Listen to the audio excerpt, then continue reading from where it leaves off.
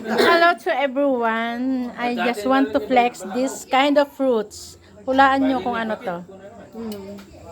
Hulaan nyo. Ayan.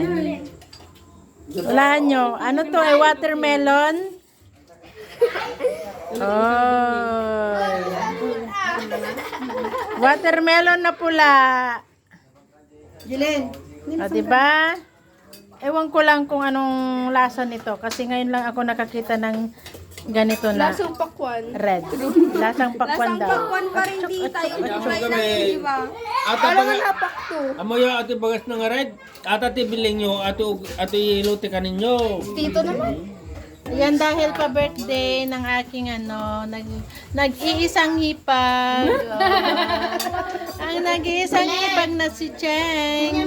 Ayan ang kanyang pa birthday. Merong papaitan. Merong naubos na cake, brownies, o diba? Yan ang pinapaitan. At merong calderita.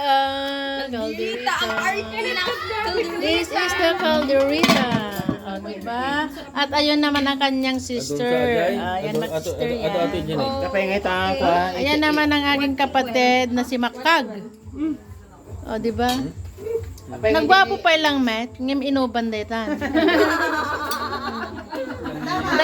Dajay bayaw ko nga. Nakutkutungen. Kulang daw kasi sa lang. Awan pa asawa na. Ay, day mo ni Mr. Gracia.